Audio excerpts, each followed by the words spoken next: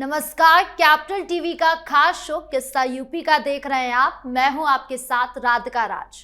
पिछले 24 घंटे से संभल में लगातार बुलडोजर गरज रहा है। 4 बीघा सरकारी जमीन पर अवैध कब्जा करके बनाए गए मदरसा, मस्जिद, कब्रिस्तान और 2 स्कूल को जेसीबी से मिट्टी में मिला दिया गया।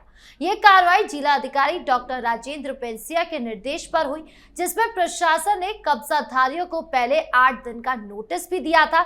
लेकिन खास बात ये रही कि ग्रामीणों ने खुद इस अवैध कब्जे को हटाने की मांग रखते हुए जेसीबी का किराया देकर कब्जे को हटाना खुद ही शुरू कर दिया, जिससे संभल में एक बार फिर बुलडोजर एक्शन की चर्चा गर्म हो गई है। समाजवादी पार्टी की ओर से कहा जा रहा है कि ये बुलडोजर कार्रवाई सिर्फ मुस्लिमों को टारगेट करने के लिए की जा रही है। तो कैसे संभल में बुलडोजर की एंट्री मौलानाओं और विपक्षियों की परेशानी बढ़ा रहा है, इसी पर चर्चा करेंगे। चर्चा करने के लिए मेरे साथ स्टूडियो में मौजूद है कैपिटल टीवी के executive editor Rajeev Kumar. Sir, आपका बहुत बहुत स्वागत है। धन्यवाद। सर, मौलानाओं की परेशानी कैसे बढ़ती जा रही है जब से ये कार्रवाइयां हो रही है? देखिए, ये परेशान कौम ही है, परेशानी इसकी और ही बढ़ेगी, क्योंकि अब तक इन लोगों ने दूसरे को परेशान किया था, तो इसको लगने लगा कि हम तो केवल परेशान कर सकते हैं, हमारी परेशानी कैसे कोई कर सकता है। इसीलिए ये सुप्रीम कोर्ट में भी भाग कर गए थे बुलडोजर एक्शन के ऊपर कि नहीं, अब पूरे देश के अंदर बुलडोजर एक्शन होना ही नहीं चाहिए। सुप्रीम कोर्ट में भी बैठे हुए जजों को लगता है कि अगर ये पीड़ित लोग हैं, इनको तो हमारे से उम्मीद जो है वो उम्मीद पर हमें खरा उतरना चाहिए। कह दिया नहीं नहीं, पूरे देश के अंदर बुलडोजर एक्शन नहीं होगा। नाम क्या लिया गया था, जबकि कई तर्क ऐसे थे और सारे तथ्य दिए गए थे। एसजी तुषार मेहता ने सारे तथ्य गिनाए थे कि देखिए, जितने ये अल्पसंख्यक के नाम पर सुप्रीम कोर्ट में आए हुए हैं कि पूरे देश के अंदर अल्पसंख्यक समुदाय यानी मुसलमानों के ऊपर बुलडोजर की कार्रवाई ज्यादा हो रही है। ये आंकड़े हमारे पास है कि मध्य प्रदेश में अगर 300 बुलडोजर एक्शन हुए हैं तो केवल मुसलमानों के खिलाफ 50 से 55 हुए हैं, और सब हिंदुओं के खिलाफ भी हुए, क्योंकि वो अवैध तरीके से कब्जा किए हुए था, अवैध निर्माण किए हुए था, सरकारी जमीन कब्जाए हुए था, कुछ दुकान है, कुछ मकान है, सबके ऊपर होता है एक्शन। लेकिन इन लोगों ने कहा कि नहीं नहीं, सारे मुसलमानों के खिलाफ होते हैं, क्योंकि ये सोच का अंतर है। अगर हिंदू बस्तियों में, हिंदू क्षेत्रों में अगर बुलडोजर का एक्शन होता है तो हिंदू ये नहीं सोचते कि नहीं हमारे खिलाफ, हमारी कम्युनिटी के खिलाफ एक्शन लिया जा रहा है। वो सोचते हैं कि जिन लोगों ने अवैध कब्जा करके रखा है, जिसका निर्माण ही अवैध है, उसके खिलाफ एक्शन हो रहा है। तो हिंदू एकजुट होकर ये नहीं कहता कि हिंदुओं को प्रताड़ित किया जा रहा है, लेकिन ये कौम जो कि हमेशा से कहता रहा है कि हम तो सोच में ऐसे हैं कि दूसरे को परेशान कर देंगे, एक जगह नहीं पूरी दुनिया में घूम घूम कर हम परेशान करेंगे। जिन जगहों पर हमारा वर्चस्व नहीं है वहां भी वर्चस्व के लिए परेशान करेंगे। पूरे यूरोप में ये लोग छा गया जाकर अलग अलग जगहों पर। क्यों? क्योंकि ये शरणार्थी बनकर गया हुआ है। सीरिया में संघर्ष होगा, शरणार्थी बनकर जाएगा।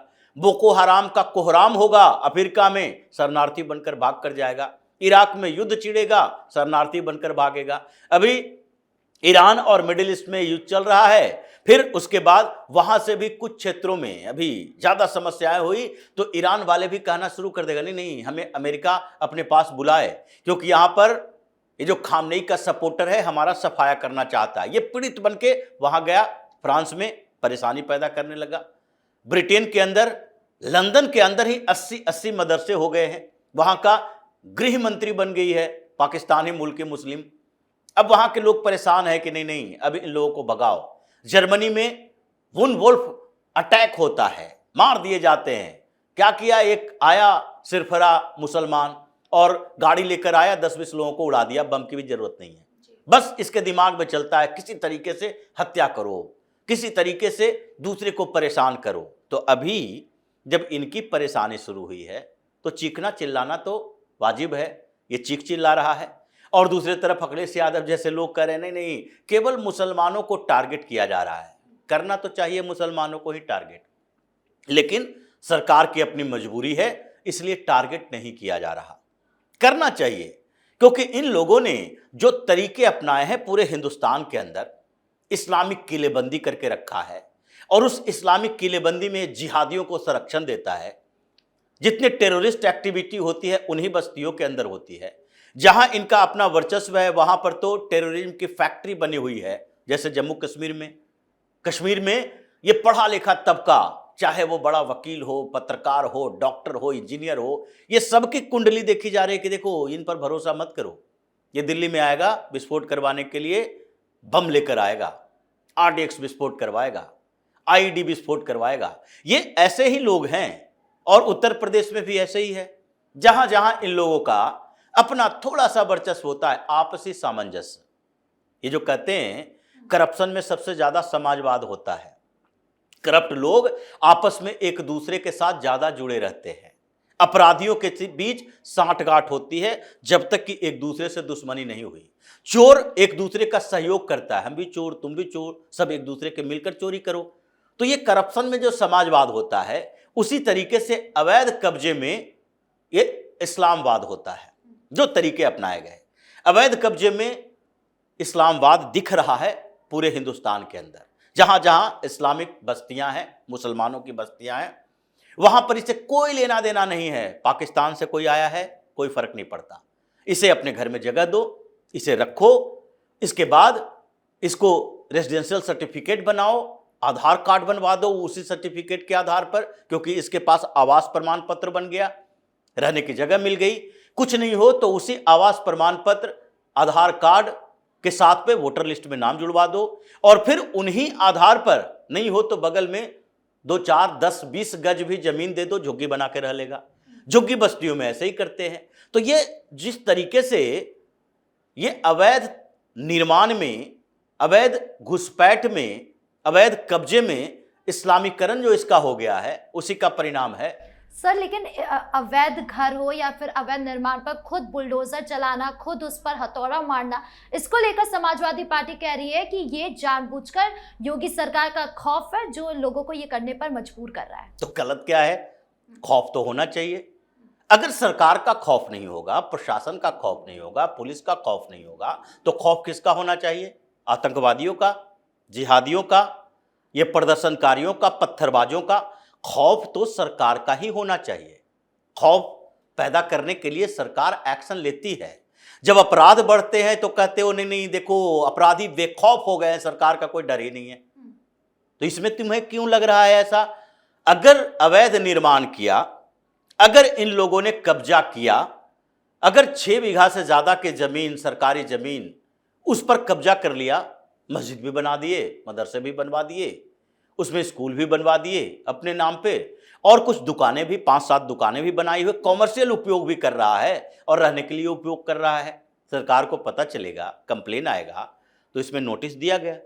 अब नोटिस जब दी गई है तो उसके बाद आपके पास कोई आधार नहीं है, तो इन लोगों को क्या लगा, नोटिस मिल गई है, तोड़ना तो है ही, तो हम जो बच सकता है वो बचा लें।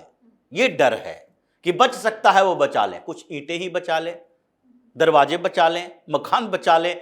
अब मकान बनाना तो है, कहीं ना कहीं तो रहना ही पड़ेगा, तो कुछ बचा लेते हैं। बचाने के लिए हथौड़ा छेनी लेकर पहुंच जाएगा, तोड़ फोड़ करो, थोड़े बहुत तोड़ फोड़ करो। सरकार अगर एडमिनिस्ट्रेशन बुलडोजर लेकर आए, देखे कि ये तो टूटा फूटा है, इस पर क्या बुलडोजर चलाया जाएगा, बुलडोजर छोड़ दे, नहीं चलाए, पूरी तरह से समतल ना करे। इसको तो पता है अगर बने हुए मकान रहेंगे, दुकान रहेंगे, मस्जिद मदरसे रहेंगे, तो उसे तो पूरी तरह से जमींदोज कर दिया जाएगा। तो जो टूटे फूटे रहेंगे एरिया, तो उसके अनुसार अगर बुलडोजर वापस चला गया तो फिर से वहां पर हम बनाने की कोशिश करेंगे। लेकिन ये जो खौफ की बात हो रही है, अखिलेश यादव कह रहे हैं, अखिलेश यादव तो ये बताएं कि खौफ किसका होना चाहिए। समाजवादी पार्टी के गुंडों का खौफ होना चाहिए, समाज में इन पत्थरबाजों का खौफ होना चाहिए, तो खौफ तो सरकार का ही होगा। और ये खौफ जरूरी है, किसी भी स्टेट में ये खौफ जरूरी है, क्योंकि इन लोगों ने हमेशा से खौफ पैदा किया। सालों तक यहाँ लोग बाहर निकलने से, मेट्रो में जाने से, ट्रेन में चढ़ने से, बस अड्डा पर भीड़ भाड़ में रुकने से ये डरे हुए थे लोग।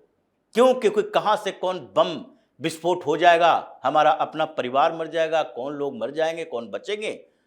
फिल्में भी बन गई इस पर। ये डर का माहौल पैदा कर दिया था इन लोगों ने, क्योंकि आतंकवाद का मतलब ही होता है कि डर के साये में सरकार को झुकाने की कोशिश करना, ये डर का माहौल क्रिएट करना।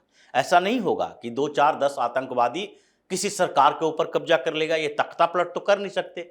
तो ये सारे जो लोग हैं ये खौफ पैदा करने के लिए जाने जाते थे। अब ये बहुत बड़ी बात है, अचीवमेंट है योगी सरकार की कि ये खौफ पैदा उन लोगों में कर दी है जो कि खुद ही खौफ दूसरे को दिलाते थे, डर के साए में दूसरे को रखने को मजबूर करते थे। इसलिए स्थितियां बदली है, संभल ही खाली नहीं हुआ। अभी तो ये उत्तर प्रदेश की बात है, अलग अलग इलाकों के संभल में थोड़ा हाईलाइट हो जाता है, जानकारी मिल जाती है, क्योंकि जब से संभल जामा मस्जिद का विवाद चला, लोगों को संभल का नक्शा पता चल गया, सर्वे हुए, लोगों को पता चल गया ये 85% मुसलमानों वाली जगह है, तो लोग इससे कंसर्न हो गए। लेकिन बुलडोजर तो कई जगहों पर चल रहा है। इस्लामिक बस्तियों को टूटना चाहिए, ये जो अवैध तरीके से रखे हैं हटना चाहिए। इन लोगों को ये बताना चाहिए कि हिंदुस्तान में तुम इकट्ठा होकर भीड़ बन के नहीं रह सकते।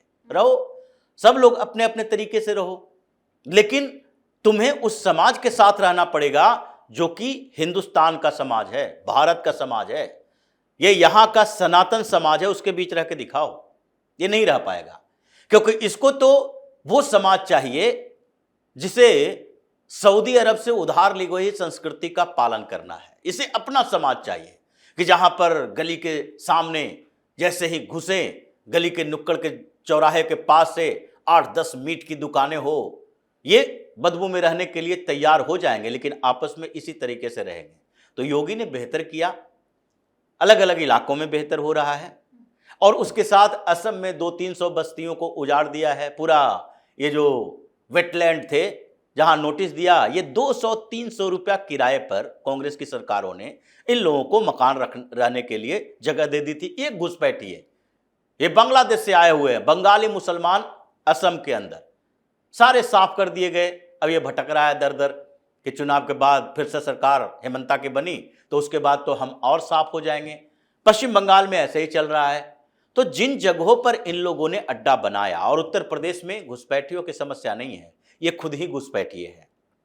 ये घुसपैठिए वो है जो कि 200-300 साल पहले आया, वो घुसपैठिए हैं जो यहां आकर यहां की व्यवस्थाएं बदलने की कोशिश किया। ये वो घुसपैठिए हैं जो पाकिस्तान की मांग को मनवाने के लिए जिन्ना का सपोर्ट किया। तो फिर इन घुसपैठियों का भी इलाज उसी तरीके से होना चाहिए। ये परिभाषा अलग अलग हो सकता है, कुछ लोग कह सकते हैं 1947 के बाद आया तो वही घुसपैठिया है, लेकिन 12वीं शताब्दी के बाद जितने मुसलमान यहां आए या जिन लोगों ने उसके डर से कन्वर्ट किया अपने आप को, ये सारे घुसपैठिए ही हैं। हमारा इतिहास कोई 12वीं सदी से शुरू नहीं होता, हमारा इतिहास 10,000 से ज्यादा साल पुराना है। सनातन संस्कृति का ये जीवंत संस्कृति, जीवंत धर्म है, जिसका इतिहास इन लोगों की तरह 1000-1500 साल पुराना नहीं है। इसलिए ये 1200, 1300, 1500 ईस्वी की बात नहीं है। यहां जितने ये लोग हैं जो इंडिजिनस धर्म के अलावा, चाहे सिख हो, जैन हो, बौद्ध हो, ये यही पैदा हुए, ये हमारे अपने हैं।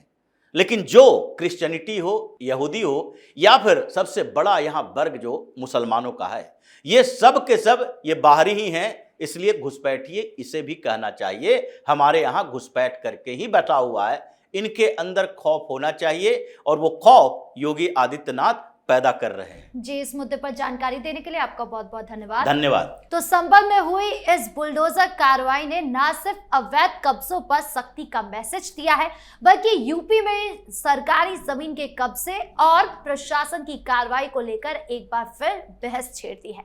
तो फिलहाल इस खास शो में इतना ही। आपकी इस पूरे मामले को लेकर क्या राय है, कमेंट बॉक्स में जरूर बताएं। धन्यवाद।